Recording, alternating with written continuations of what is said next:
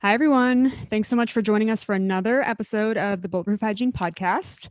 This is an especially special episode because we have our first ever guest, and it's none other than the locally famous, Instagram famous, podcast famous Matthew Williams. He is a local here in South Florida, and I am also blessed enough to have him as my patient. So thank you so much, Matt. Absolutely. I was actually looking forward, I thought the title was going to be best client. Crap. We'll work on it. All right. Well, we'll have to go up from here. Okay. It can only get better from here. Correct. So Matt hosts his own podcast called Wake Up the Sun, which I didn't know until recently. Thank you for sharing that with. Now I'm your biggest fan.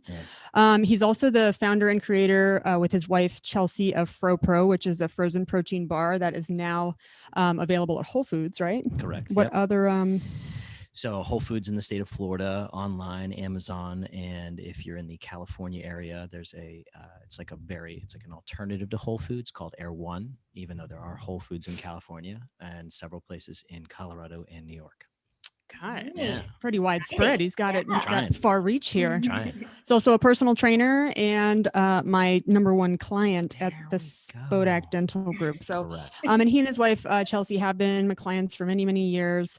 I joke with them that they're my favorite patients, but I'm kind of not joking. So thank you. No, but really, I appreciate you being here. Yeah. And so Matt has a really unique background, and our kind of purpose and our thought behind today is to ask Matt about some of the ways that he has created permanent and sustainable positive changes in his life, because I know that Charissa and I talk constantly about how we have our own unique challenges as hygienists, but we also have general, like universal challenges that apply to like all humans and all people. So I kind of want to get from your perspective how you've maybe overcome some challenges in the past, and I'll get more specific, and kind of like what your routines are or ways that you think that we could overcome some of the similar things that you have. Do you mind kind of giving us some background on your personal life, your history? I know that you come from a recovery background, but do you mind sharing on that? Yeah, not a problem. So thank you for having me on the show. It's awesome to be the first guest. Kind of forced my hand on that. So I'm originally from New York, came down here to South Florida for an opportunity. Essentially had this really cool opportunity, but was also running away from kind of my past in recovery. And what that means is I'm a recovered, whatever you want to say, alcoholic addict, which means that I made a lot of poor choices regarding alcohol and drugs that affected my life, even though I worked really hard and did all the things that I thought I was supposed to and go to grad school and all that other good stuff. Eventually found myself at rock bottom at 28 years old, where I needed to get some help. I finally was ready to ask for help and kind of surrendered the whole process over at that point to, people that could help me out. So, it's been an interesting ride since 28 years old. I'm approaching 40 years old, which is pretty crazy this year. Top of the hill. Yeah, really, it's like halftime. Actually, yeah, I hope it's halftime.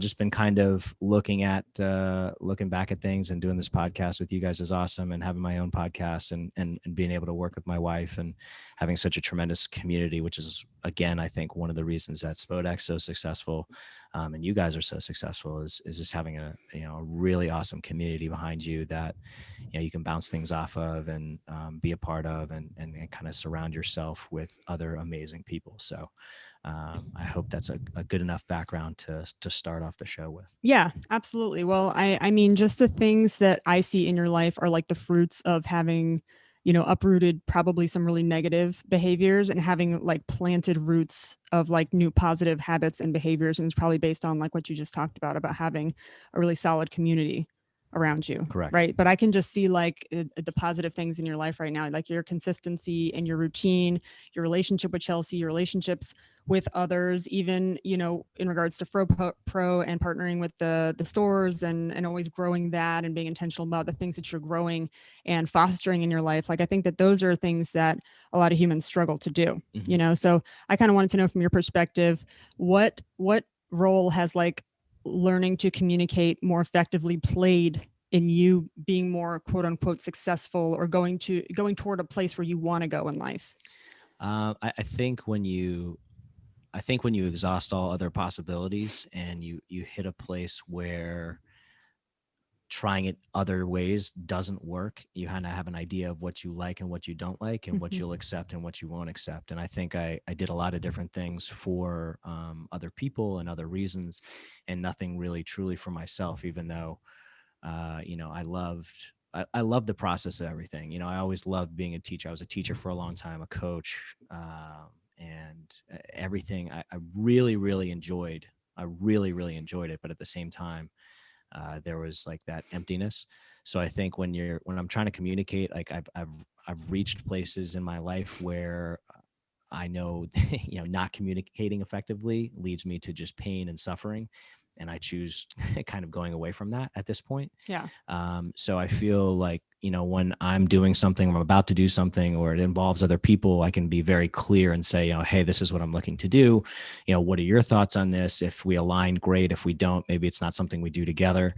So I think, that's played, one of my favorite things about, being married to my wife is the communication aspect, and the fact that, if I'm in a place where I'm not feeling a certain way about, something we're doing in business or something in the marriage or something, with friends or anything else like that, I can bring it up and there can be a communication, and it's not an attack, and it's not a, feel sorry for me. And obviously I can still have pity parties and do all that. But I think the communication has been absolutely key, and, being open, honest, and authentic and transparent with those around you, it leads to getting things done better than creating something that you think someone wants to hear, right? Or being in a place where you're trying to people please, and I can still fall into that trap too. But those closest in my circle, I can, that allow me in and I allow in at the same time. It's one of those things that creates a better relationship and more effective communication in my experience, right? As far as anything going on. Right. So for me, like I think a lot of us can like fall into the traps of communication when we kind of like tend to make it about me or about us, especially when someone's pointing out something that might be uncomfortable to look at in our own lives, Sure. Or just an uncomfortable conversation that involves like critical thinking together, or maybe some inconsistency or some like conflict or something that can feel really uncomfortable. And we tend to want to avoid those things. But I think in my experience, like just over communicating has almost always worked to everyone's benefit a lot more than just under communicating. So it's almost like at this point, when in doubt, communicate, because for me, it comes down to, I have like this constant, like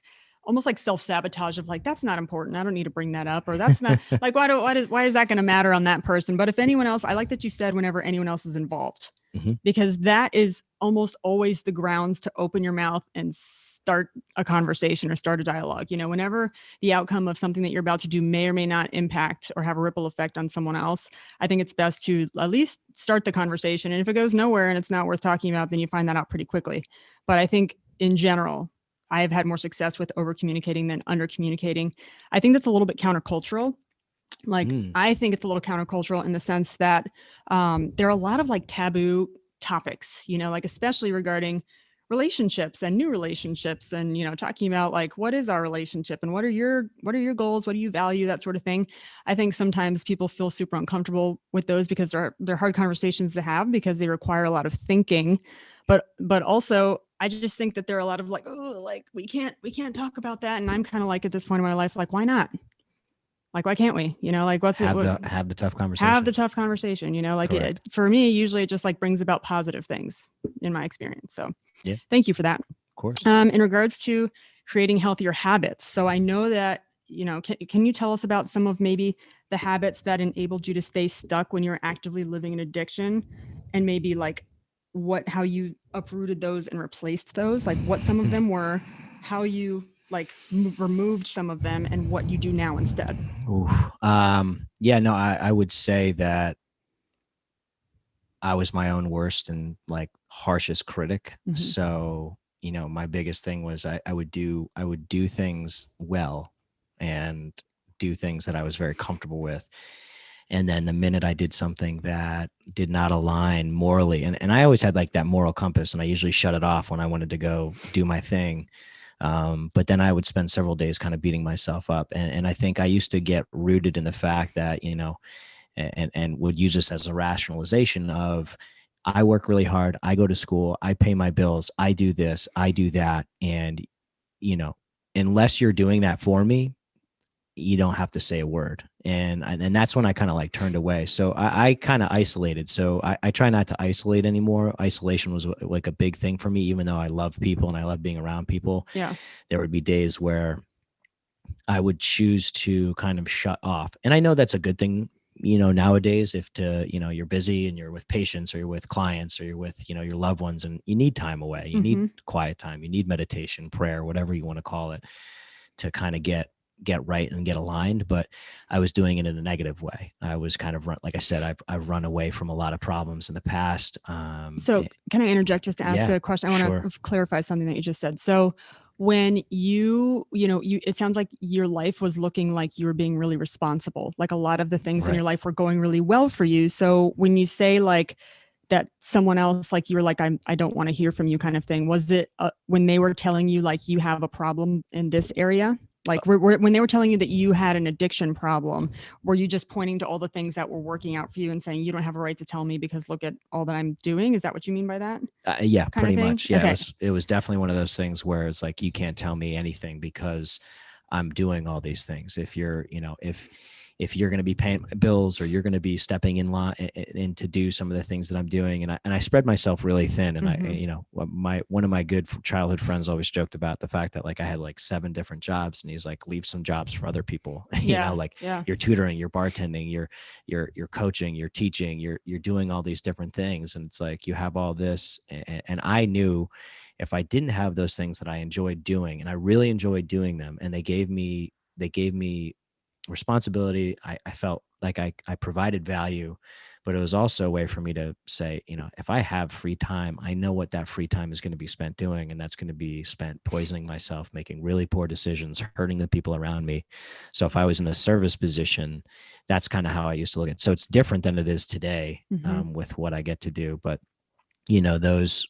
those choices and isolating myself or, spreading myself too thin, which is what I was getting to. Another thing that I kind of fell into was, if I was busy 7 days a week for the most part of the day, then I wouldn't be doing other things that would be tearing my life apart. But then I would get to a point of spreading myself too thin where I was like, I need a break. Yeah. And that break would usually be about 36 to 72 hours of really, really poor decisions, not intentionally and sometimes not intentionally, of just going on a binge or just one of those weekends where you just don't go to sleep.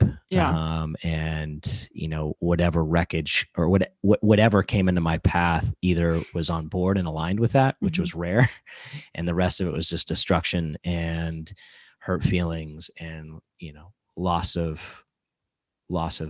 pretty much self-respect, dignity, integrity, and all these other things that, we are taught to have and taught to practice. So it's interesting because when you talk about isolating versus like almost like being a workaholic, it's like they're completely different things, but for the same purpose. It seems like it was like for denial and escaping purposes. And it sounds like you were avoiding 2 things. It sounds like you were avoiding your addiction. Like you really didn't want to be active in your addiction. So you're avoiding doing that and having spare time to act out in your addiction. And then avoiding whatever was causing the pain that was causing the addiction. Correct. I would assume, right? Accurate. Yeah. So both of those things. Right. Both of those things. Yeah.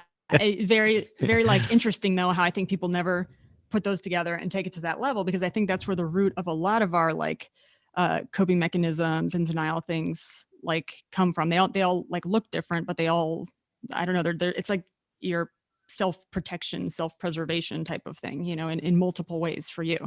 Okay. So those were some of the roots of what was not going well. So how have you replaced some of those things with more positive things, or how has your life changed so that you are not actively acting out an addiction for a decade now, or over a decade now. You know what I mean? Like something crazy. Clearly had to change for that huge part to change. For me, I think it was a belief in something greater than myself. That's where, I was taught, kind of in starting over, was believing in something greater than myself, whatever you want to call it, universal, and the universe, however that looks to you, you can call it, if you have a belief in God or something else.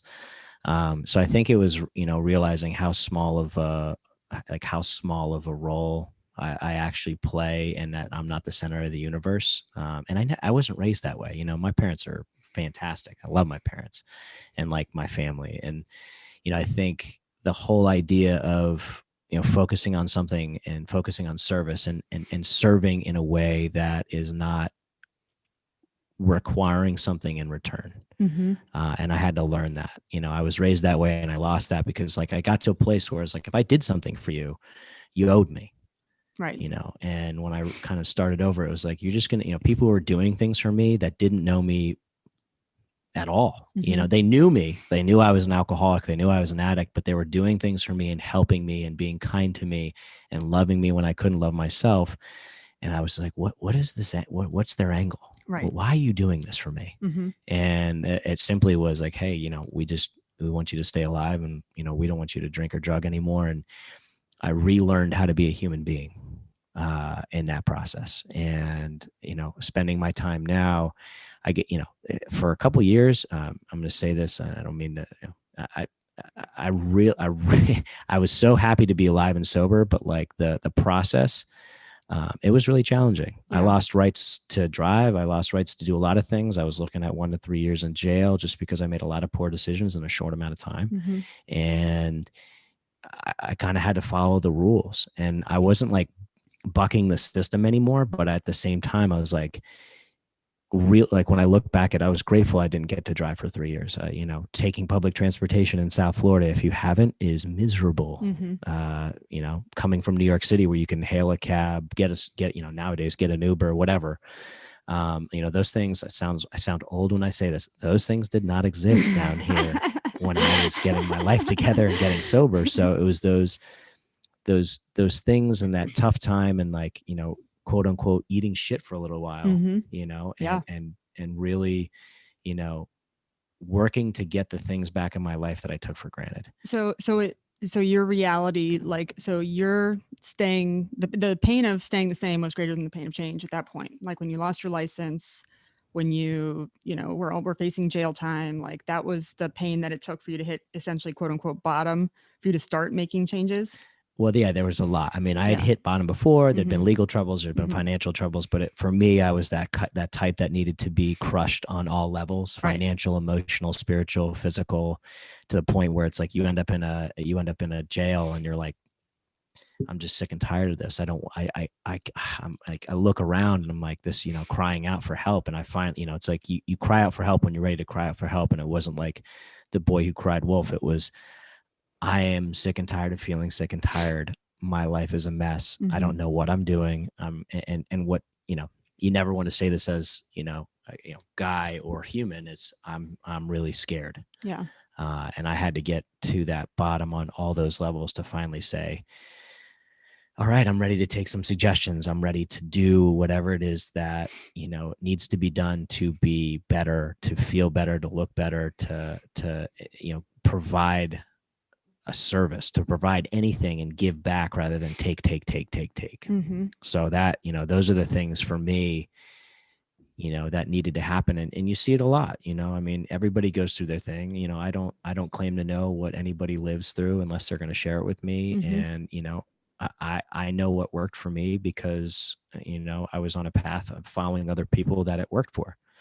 And, I wasn't trying to create a new way or try to, blaze my own path. It was just like, hey, I'm going to follow some suggestions, like anything, like, you're doing for business or whatever you're doing in life and in relationships or whatever. It's, you talk to people that are successful at it and say, hey, what did you do? How did you get here? What did that look like? What did it take? And, well, it sounds like you were like doing some of the same things over and over again to cope with whatever your issues routine. were, and expecting a different, well, before then I'm saying, and expecting, and maybe not expecting a different result, but eventually got to the place where you wanted a different result and you were like, crap, like, how do I get a different result? And I think that whenever it comes to like wanting something to go differently, obviously you have to do something differently. So it just sounds like, I don't know what to do, but something's working for like these people over here. So I guess I'll like believe what you're saying, and in recovery, I know a big thing is like believe because I believe. Like, so if you don't believe in it yet, or you haven't had like the outcomes or the promises that come with like living an actual like recovery lifestyle, it's hard to believe, that it can go that way for you too. Yeah, I mean, what you described before was insanity, and that's the definition of it. And we hear that a lot when you get sober, and you hear that a lot when things aren't going your way. It's like you're trying to do this over and over the same way and expecting a different result. That's insane. Right. It's not working. Right. And I think when you get to the point of a change in life, a hard situation, and being faced with, am I going to take this suggestion? Am I going to believe that somebody else believes? Because I'm not a big, again, this, if you guys are into this, I'm good for that. Like, I'm not a fake it till you make it kind of guy. I had to literally come around and believe that other people were living a life that they were happy about, and all the high-fiving and the hugging and the coffee drinking and the meetings that I went to and the people that I had heard their stories. And I was like, and sometimes I heard some stuff that I was like, man, how are you still here? Right. How are you still functioning after going through what you went through, and really kind of taking a step back and being like, if this person can get through that without ruining their life anymore and changing, I believe that I can do that too. Right. And that's again being open and honest, coming back to what we started off with, which was, I'm here, this is what I'm going through. If I don't have any experience in that, and someone says, hey, what do you think about this? And I have no experience. Before, I would have been like, oh, well, let me tell you all about it. If I don't have any experience, the best part about saying is like, I don't know. I'm here for you. I don't know what you're going through. I don't know how to react to that other than be like, hey, I love you. And whatever you need from me, if I can provide anything, great. And if not, I'm still here, Yeah. And saying, I don't know, has been pretty darn refreshing too. Yeah. So it sounds like some of the things that you've replaced, like some of those bad habits that were like snowballing in the wrong direction, are just like, goes back to the basics of like getting connected in a community, with friends or with people who have the life that you want your life to kind of look like, so not even necessarily friends, but for me, it's like mentors or, people who are willing to lead me in the right direction and willing to talk to me about hard things. I think getting connected, having that community, having an ongoing community, learning to, pick up the 1,000-pound phone is what they call it, I know, and just make the freaking phone call when you feel so uncomfortable and you don't want to admit. You're pretty good with all those, right? Yeah, you know the one-liners. I like that. Can you tell I've done this for a little while. I've picked up the 1,000-pound phone many times and called some of my female mentors and just been like, hey, I have no idea like what just happened, where I want to go from here. Like, what, from your perspective, can you help me? Like, give me some insight. And that keeps me out of isolation and keeps me kind of working forward through problems, because that's the only way is through. So like, we can sit in denial or sit and like let that chill on the back burner or sit in whatever for a while, but it's just going to like boil beneath the surface until A, it blows up, or B, it causes something like depression, which is just like always boiling beneath the surface. It's like a whole bunch of unresolved feelings and issues and, stuff that just hasn't been looked at or uncovered, So it sounds like getting in community is the most important thing for anyone. And that's something that Charissa and I talk about all the time, especially in regards to Bulletproof Hygiene. Like, both of us are where we are and feel like we have had like this like enormous and unique experience. So our experiences have been similar but different, right? But the commonality is that we've had this community of people who've been willing to coach and mentor and lift us up. And that's kind of like what we want to do now. Like, we feel like we're giving out of excess because we've been filled up so much, by the people who love us and care and want to give us a leg up, So it sounds like that's what you did in creating your healthier habits. And I know that one of the things that I see all the time, just based on your Instagram and kind of some things we've talked about in the past, is that you usually wake up pretty early in the morning, right? So I wanted to ask about your morning routine. Okay. Yeah. So typically, and this has always kind of been the thing, I was never the kid that could like sleep in that well unless I was like sick, like, with a flu or something like that. I was always the kid up at like people's houses watching cartoons. If like there were sleepovers, I was like, hey, I'm up. It's 4:30. I want to play video games, like things that I didn't do normally. I was that person too. When I was a teenager and my friends slept till 1 o'clock in the afternoon, I'd be so mad. I'm like, you wasted the whole day. We could have been doing something. Exactly. Yeah, no, I was always like, let's do stuff. And my morning routine typically starts around anywhere from 4 to 4:15 or 4:30 if I'm lucky. My internal clock typically wakes me up at that point, and then from there, it's been for the last 10 years, it's the same thing. Like I kind of wake up, I have water, I hit my knees, I pray, I meditate, I journal, and I read something kind of like to prepare myself. So usually it can be anywhere from 0 to 30 minutes depending. Sometimes my time management's off and I have to get out the door faster, and my sleep schedule doesn't I don't wake up necessarily right on time. But that morning routine is essential for me because it prepares me to go out into the craziness, because I know like when I wake up, this is just going. And if I don't kind of get that to a point of like focused in the right direction on service, on, being grateful, on a lot of different things that I was taught to do, then usually, and again, it doesn't run its course as much as it used to. But, sometimes my whole like my morning will be ruined, or, it'll affect everything else that I'm doing. And I should say infect everything else that I'm doing. Right. So yeah, I mean, I'm up early, and then it's usually after that, it's some form of like fitness. It could be running, biking, swimming, lifting, something that just kind of gets that sweat going, and allows me to feel like good and like I'm accomplishing something. And then it's off to the day. Days, if you're in your business and you're doing something that you love, you're not counting the minutes on the clock where it's like, oh man, I'm on a 9 to 5. It's I'm on hour 15, and oh man, it's hour 15. I've been up for 15 hours doing what I love. This is great. Yeah. And then it's like, I should probably go to bed so I can do it again tomorrow, hopefully. Right. So yeah, I'm very big on waking up early. I'm starting to eat a lot more thanks to my nutrition coach for this half Ironman I'm doing. I was going to say your new goal that you jumped on. This all or nothing goal you got. Yeah. This whole like eat a lot of food, which I love food, but like eating a lot. I used to not do that, but now I'm finding I'm over that hump. So I'm like at that point where like, oh, this is great, and I need this, and it fuels me to be even stronger when in my morning routine. So like I'm a big routine guy. So you said 30 minutes. Was that just specifically talking about the reading portion of your morning routine, or does your entire morning routine from waking up to meditating to praying to journaling to reading something like it? Was that 30 minutes or like what part of that? Yeah, no, that's about like 30 minutes. So it's like I wake up, I always have like a glass of water next to my bed. I drink that. Then I go downstairs and kind of like, just kind of assess. I will check my phone just to make sure if there's any client cancellations, and just so I understand if there's anything going on. I check kind of the cameras at the kitchen just to make sure the place didn't burn down. And then it's, I go about my morning, but, the prayer, the meditation, the reading,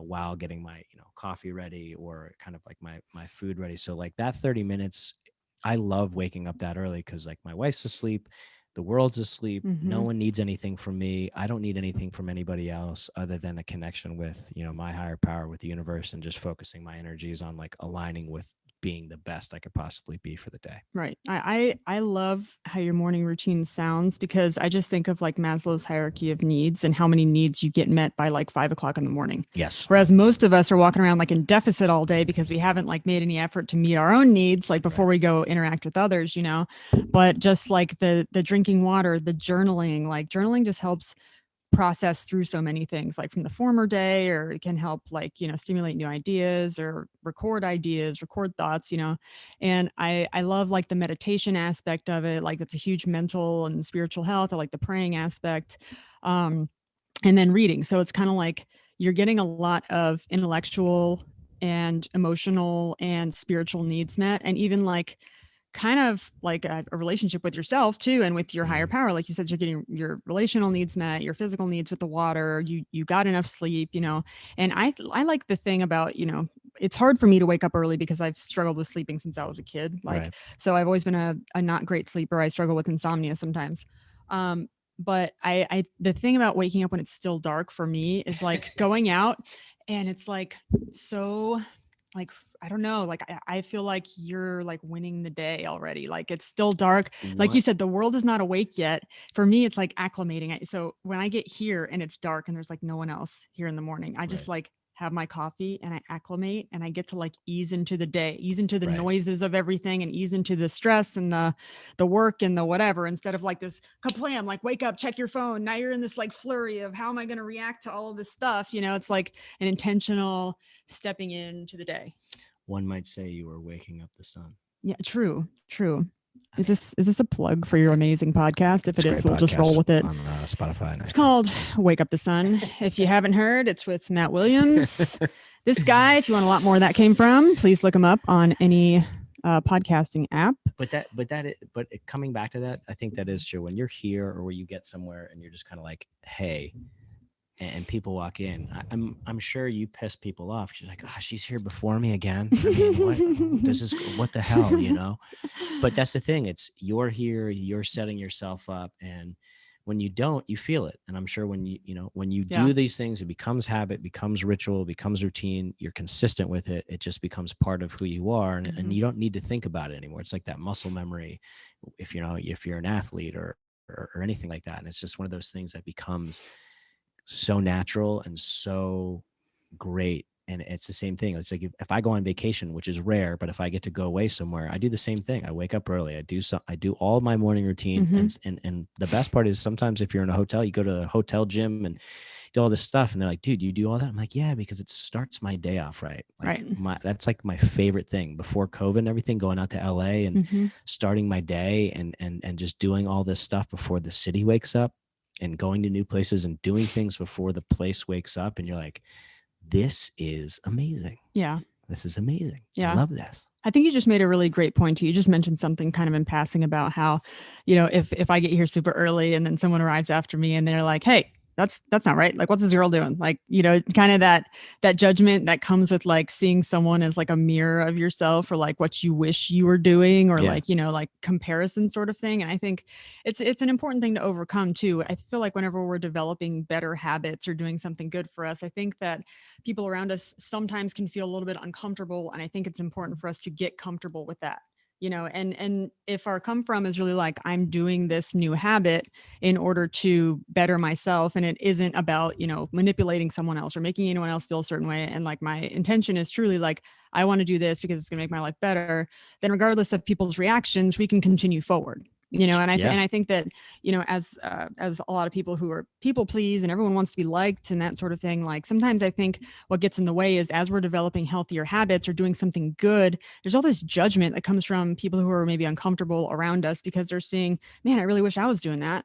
Or maybe they're judging themselves for not doing what they want, or like, it's easier to do that than to be the one in the ring actually taking action, I was having a conversation on the way over here with a guy that has helped me a great deal in my life. And, kind of what you're saying is like, you're holding up a mirror.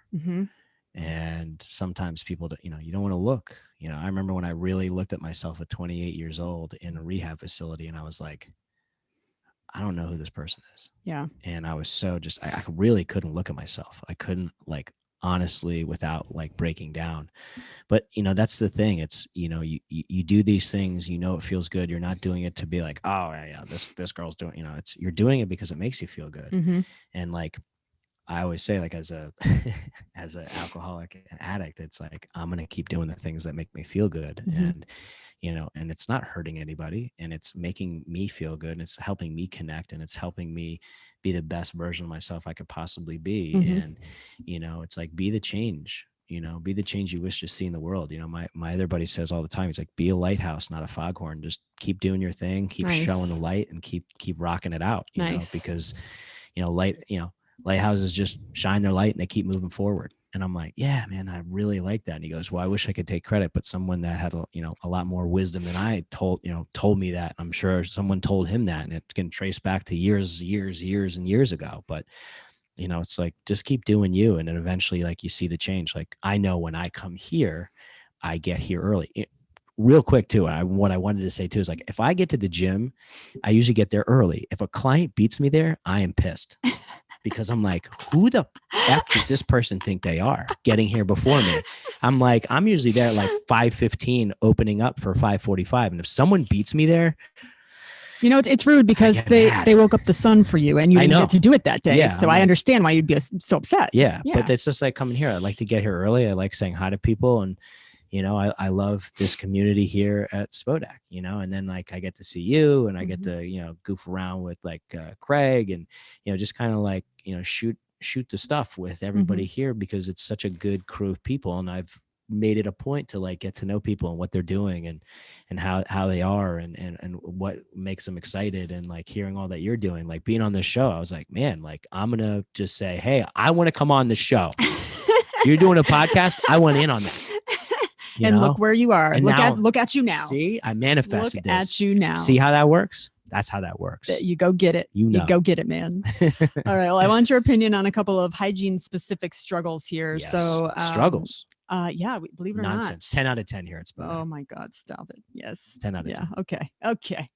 Denial. All right. Hygiene specific struggles. So like one of the things that I know, and we've talked about this and in hygiene, like how we can adjust our schedules and change our schedules to make sure that we're honoring our commitments, that we're staying on time, that we're able to feel fulfilled in and outside of work. But I know one thing that hygienists and dentists specifically like struggle with is finding the time to, you know, see our families and cultivate things that we want to do outside of work in regards to having the time. So not being stuck here till like 1,000,000 o'clock at night, like 8 p.m. every night. So the time and leaving work on time, like, and also having like the energy to go home and then like go into shift or role 3, you know, what do you think are the most like impactful things for staying on time and having energy and drive to do the things that you want to do outside of work? I think one of the biggest things is you know, if you fail to plan or if you plan to fail or what is it? If you fail to plan, you plan to fail. Yeah. One of those like cool things. You fail and plan and then you plan and fail. And I used to book appointments where like I'd give myself 5, 10, 15 minutes to get there and not account for the fact that we live in South Florida. And if it rains, it adds an hour to the commute. If it does that, you know, I don't take account for outside issues. I do that a little bit differently now. I make sure that the appointments that I make are consistent throughout the week. I also make sure that when I book, like, let's say coming here, I like to come every 3 months to get my teeth cleaned because I think that's very important. Not to brag or anything. No. But let me get that for you. Yes, okay. Exactly. Yes. I was instilled at a young age that proper hygiene and dental care is of utmost importance. Thank you to Dr. Teitelbaum and Dr. Spodak and Brittany, of course. But it's like planning those appointments, planning things outside of work. You have to plan them. You know, everyone's like, well, what about the whole, you know, I'll just kind of ride it as it goes and see what happens. Yeah, having that is great. You know, being able to show up somewhere, if you can do it and surprise somebody and just kind of like by the seat of your pants is great. But I think you have to plan things, and I'm a big planner. I need to. Otherwise I won't get it done, or I'll overplan, or I'll overcommit and underdeliver. And I never want to do that. And that's honestly been one of my bigger struggles, is saying yes, because obviously I want to, and then not being able to do it. Right. And saying yes to something is saying no to something else. Right. So finding out what is the most important thing to you. So what I just heard you say is kind of, we clearly have control over our own actions. What we don't have control over is what the universe is doing around us while we're trying to get to our dental appointment, when, you know, there is an accident or when it does start raining, you know. So I guess what you're saying is just give yourself and the world space to not go as you planned. So maybe, you know, leaving earlier than the time you would absolutely need, than the minimum requirement, basically. So give yourself more than just the minimum requirement. And then the other thing is, you said, you know, you have to plan it. And I think that it's important to be really intentional about planning, but that planning is usually the part that people get right. Like, I think that people are willing to plan. It's the follow through. It's the showing up for the plan that I think people miss a lot of times. And because it's the harder part. When you plan something, you're usually emotionally invested in it. You're usually excited about it at that moment. You usually have like some sort of like you're getting some dopamine in your brain about planning this thing. Like, It's hey, like we're when going to go to lunch. We're going to like you're in that mood. It's like when I book my next appointment here. After my appointment, I have to wait 3 months. I'm excited for 3 months. Yeah, exactly. But Yeah. then you're also excited that day. Of course. So that's just different. Yeah. That's different because it's me and it's Bodak. And, you know, just, exactly. I mean, not for nothing. But in all seriousness, like, you know, even something like making a doctor appointment, like the example that you just gave, or saying, I'm going to take my spouse to dinner on Thursday at 7:00, you know, planning for any eventuality kind of thing, giving yourself some wiggle room in regards to time, I think is what you just said is a really important factor in that. And then also for me, it's just been showing up. Like, so commit to something, put it on the counter, and then just go there. Mm-hmm. Like, don't consider the way you feel. Don't consider what you're thinking right now. Don't consider like, just go there because there's a reason you put it on the calendar in the first place. And sometimes, you know, the emotional state that we made the commitment in isn't the emotional state that we're in when we're ready to actually do that thing. Right. It's kind of like the gym or, you know, spending time with whatever your spouse. But I feel like when your body is physically there, then it's easier to get into that emotional space too. So it's not like, oh, it's just lost and it's not going to be fun. It's like sometimes just put it on the calendar and then show up, you know, even if you're not right there, even if you're not like emotionally like hyped about it or whatever, just show up and see what happens. Yeah. It comes back to it's a better way of saying fake it till you make it is suit up and show up. Yeah. Is, you know, you have something to do. You may not want to do it. There may be a lot of other things that are going on, but like if you're going to go somewhere and it's going to be something where you're getting outside of yourself, showing up for somebody else or showing up to be part of something that is going on, it's definitely going to pay off. And I can't tell you how many times that's happened in the last 10 years for me, where I'm going to show up. It may not, you know, it's like, it's going to unfold as it's going to unfold. Mm-hmm. And, you know, whether I'm there or not, I could probably bring some positivity to it because that's kind of how I look at things today. And, you know, and it'll get me out of myself and allow me to be part of, rather than like, hey, I'm going to change this. And this is how this is going to be. Yeah. No, I like that. So I want to ask, because I know you are very, very into total health, overall health. And I don't know that, you know, the hygiene world as hygienists, like we're slammed all day long. I mean, there's, you know, we joke about having time to run to the bathroom or did you get a lunch that day? Like our reality is we don't have a whole lot of time. And so one of the questions we had for you is what recommendations do you have for us to take care of ourselves from a health standpoint in the midst of being so busy? Do you have any hacks or tricks or? I think it's like anything else. If I'm not saying you're having a bad day, but when you're having a busy day, is scheduling that 10 to 15 minutes where it's like, you know, I'm going to go into this room, I'm going to put on some type of meditation or insight timer and listen to some type of music. I'm going to go outside for a walk, even though South Florida can get really hot and gross.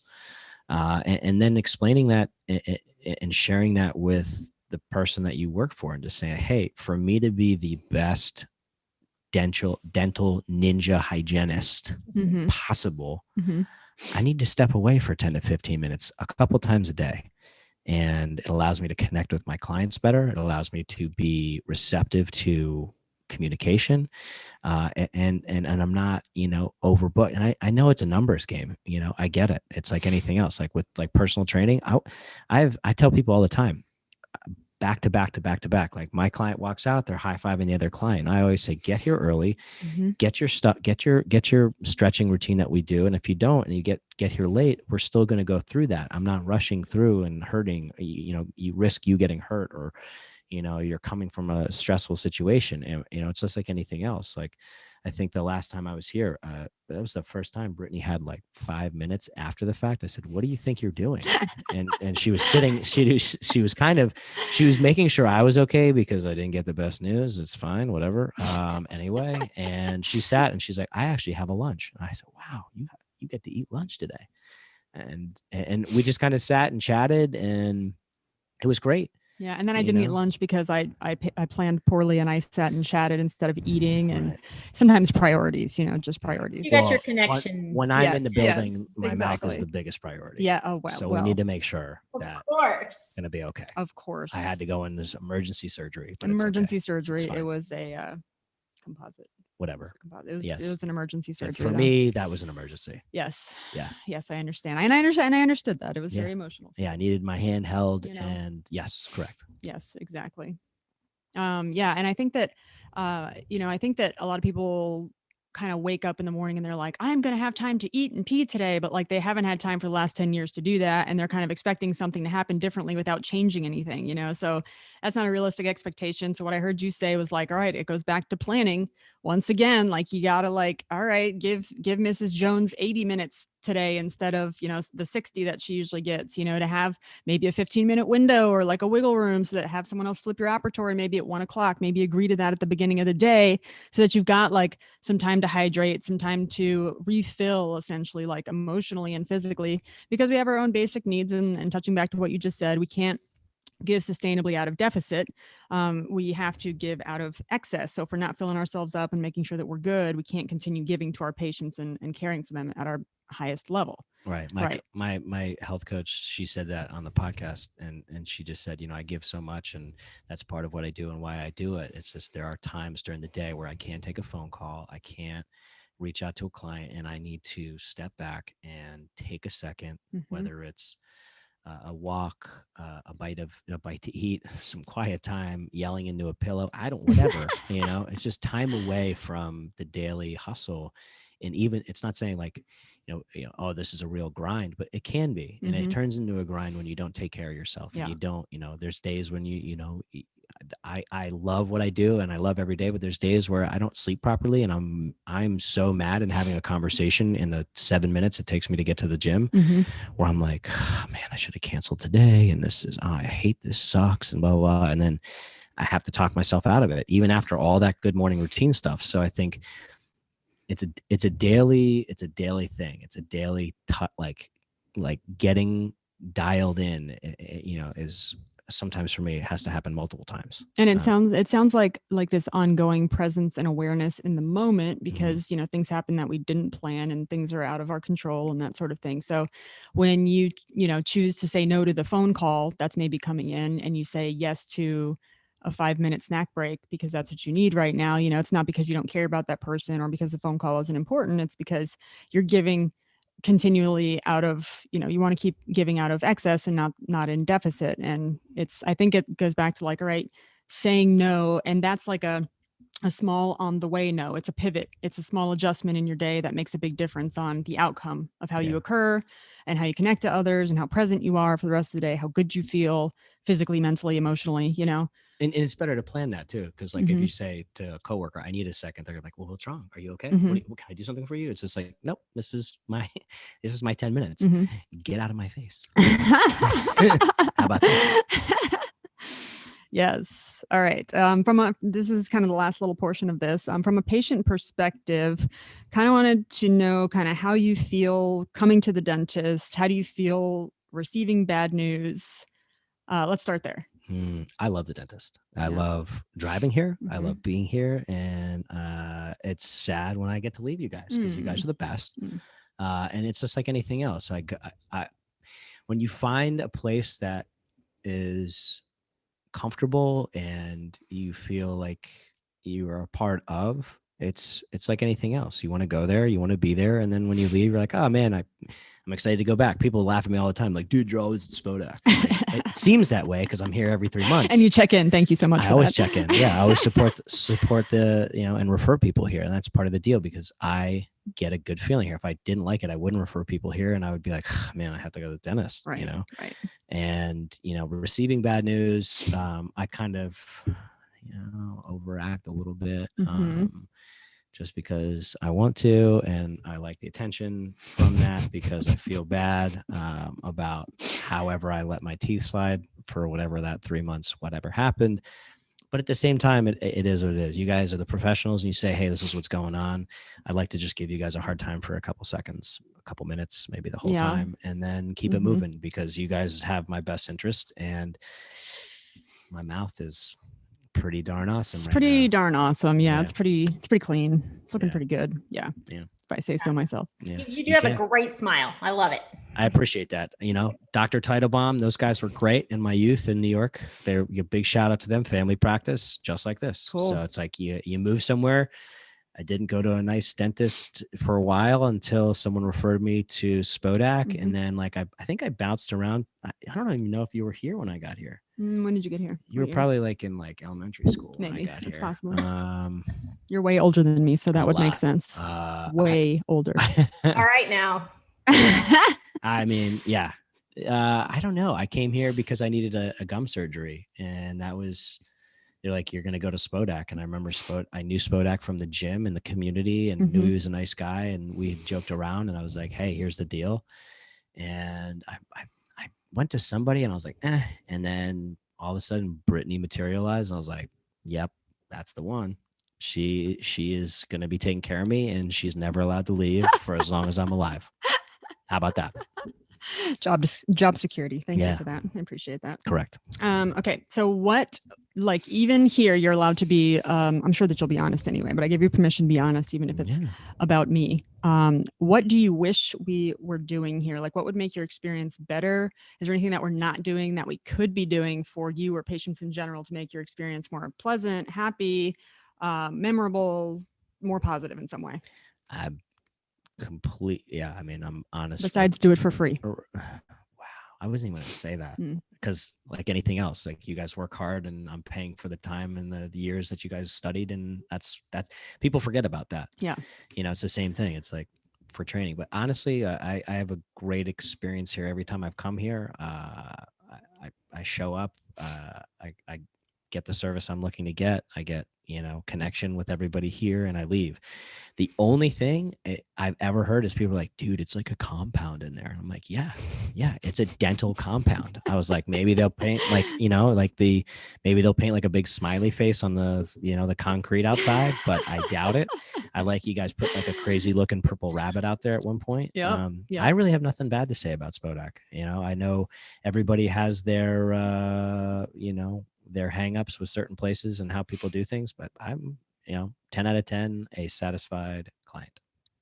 Thanks. Well, just in general, is there anything else that you think, any wisdom you could impart on hygienists or the dental field as a whole that you feel like we have not covered, we have not asked you about? Anything that you want to relay to us?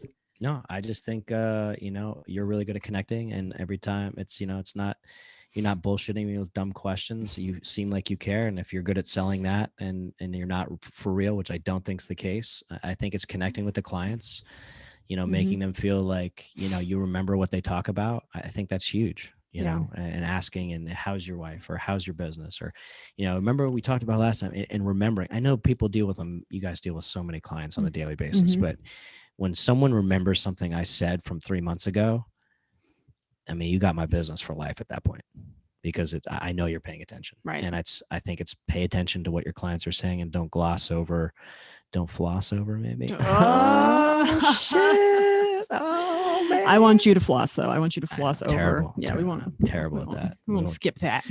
But yeah, no, I think just pay attention to your clients, really listen to them, what you guys do here. And, the rest of it speaks for itself.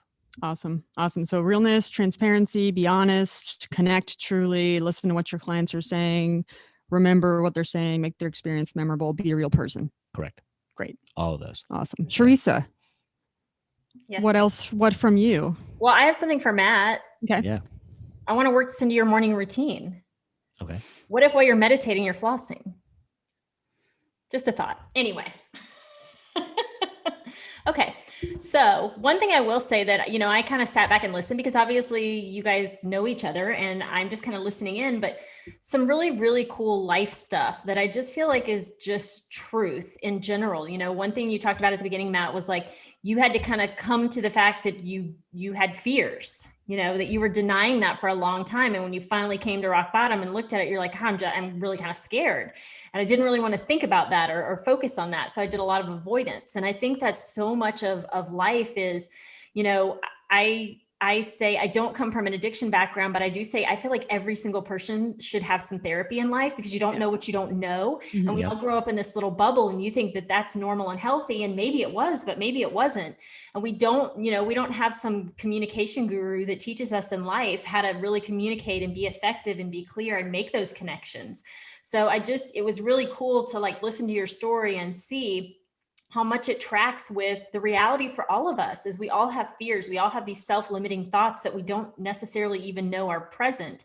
And once we kind of hit those and come into those, then it is kind of looking around and saying, hey, who's out there that I can connect with that'll really get me and lead me, who's been there before and who can show me the way and support me on my way to that, to getting healthy and maintaining health and staying healthy. And that's just, I think that's all the reality of life. And that's obviously why Brittany and I exist and Bulletproof is because, we've experienced all of that in our personal lives, but in the dental world as well. Like, I get to coach a lot of hygienists. And so I get to hear a lot of, fears and self-limiting thoughts and things that hold us back that we don't even know are an issue until we bump up against it.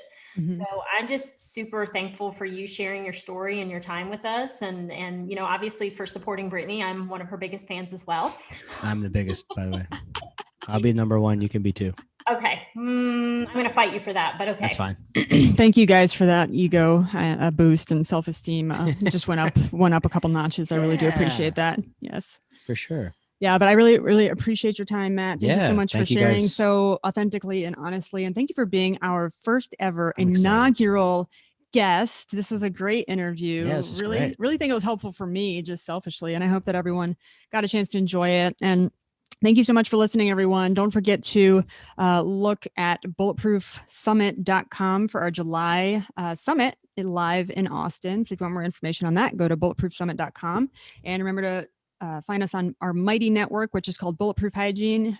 Just download the app, Mighty Network, and search Bulletproof Hygiene. You can connect with us one-on-one there. We'll answer any follow-up questions, and we can kind of chat and have some dialogue about today. Hope you have a great day. Have a great week, everybody. See ya.